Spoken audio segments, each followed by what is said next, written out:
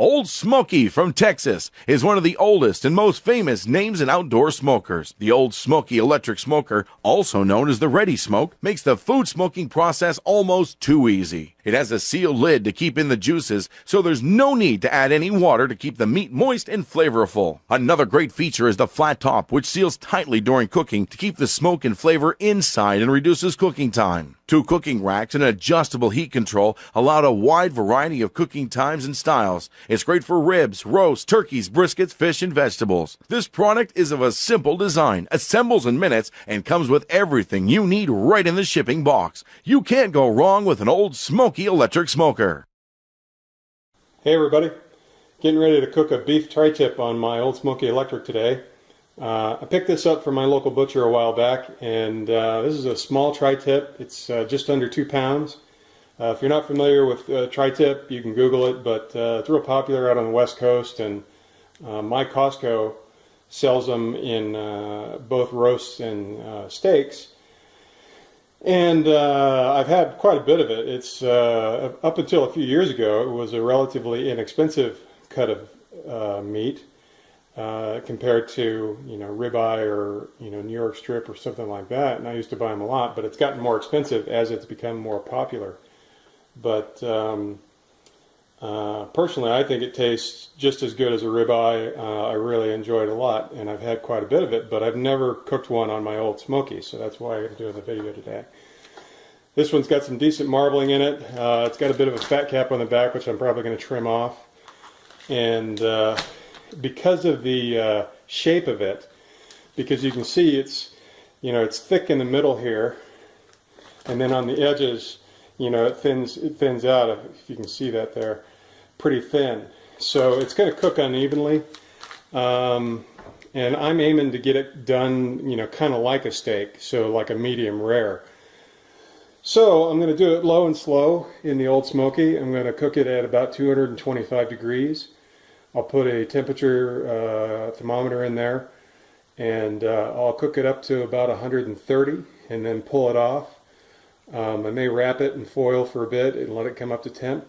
And depending on how it looks, I may either put it under the broiler to get a bit of a browning effect on it, or if I'm not too entranced in whatever football game happens to be going on at the time, I may dust off my Weber grill and get a little chimney of charcoal going and give it a nice fast sear on some charcoal, which would give it a nice taste. But I don't know, it's a bit of an experiment today. We'll just try and play along with it and see how it goes. But for the rub, fairly simple. Just going to do some kosher salt, some cracked black pepper, garlic powder, rosemary, and oregano.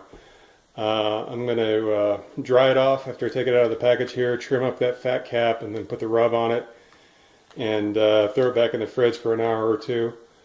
And then we'll take her outside and throw her on the Old Smokey. So I'll be right back.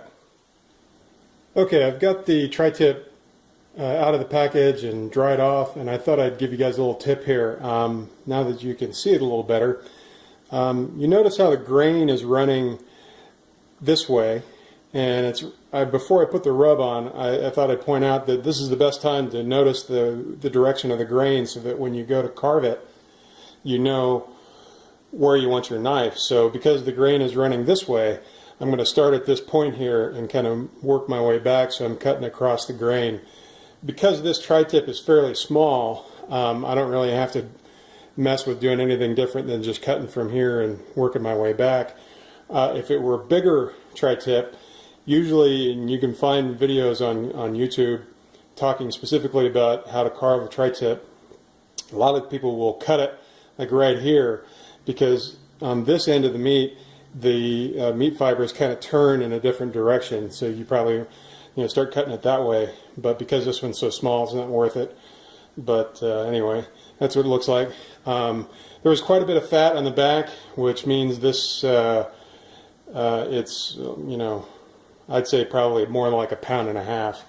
I took so much fat off. So it's going to cook pretty quick.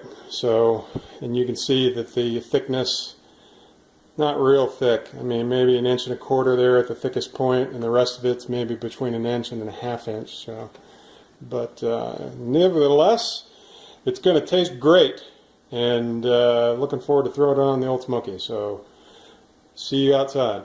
Okay, we're ready to rock and roll here. Going to use some mesquite wood chips today because I like mesquite. I think it gets a bad rap occasionally. Some people don't like it because they think it has a funny taste, but this is going to be a fairly quick cook.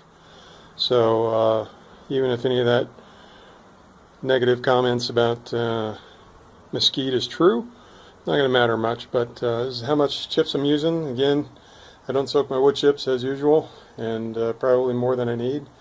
But see, a little pile in the corner and a few stragglers scattered around. So we're going to start the smoker cold.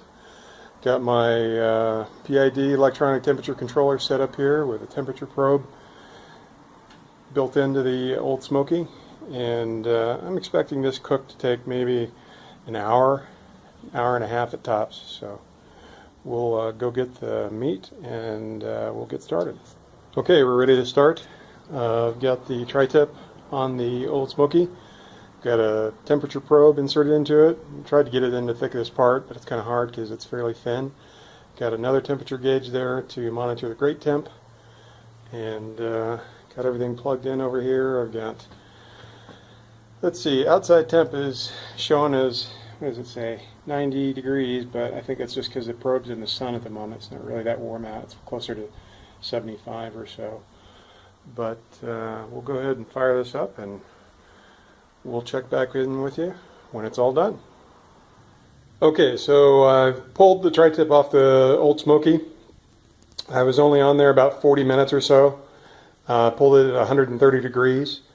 I should probably repeat that I was cooking it at around 225, and the temperature ranged from 225 to 250, so it cooked pretty fast.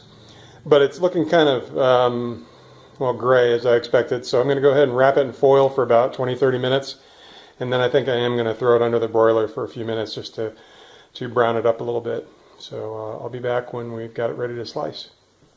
Okay, we're all done. Total cooking time was maybe 50 minutes plus 20 minutes rest. I cooked it around between 225 and 250 degrees on the Old Smoky. And I brought it in, wrapped it in foil, and rested it for 20 minutes, and then I threw it under the broiler for about 5 minutes just to brown it up and give it a little color. So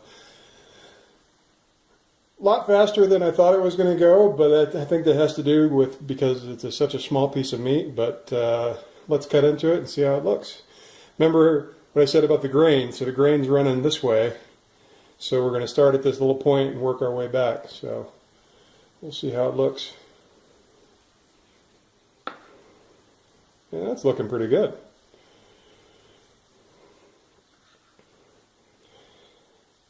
That's looking a lot better than I was expecting it, to be honest with you. This was such an experiment because I've never done it on the Old Smoky before. That's beautiful. 1/4 inch slices. Feels very tender. Very tender. Lots of juice. Oh, that's beautiful. Get a good look at that. Any nice medium rare in there. Probably closer to, no, that's perfect. Absolutely perfect. Let me try a little piece here and see how it tastes. Wow, that's fantastic. Okay, so that was a successful experiment on the Old Smoky Electric. I'll put all the details down in the description. If you have any questions, throw them down in the comments, but good luck with your smokes on the Old Smoky Electric, and I'm getting ready to go watch the rest of my football game and enjoy my dinner. See you guys next time.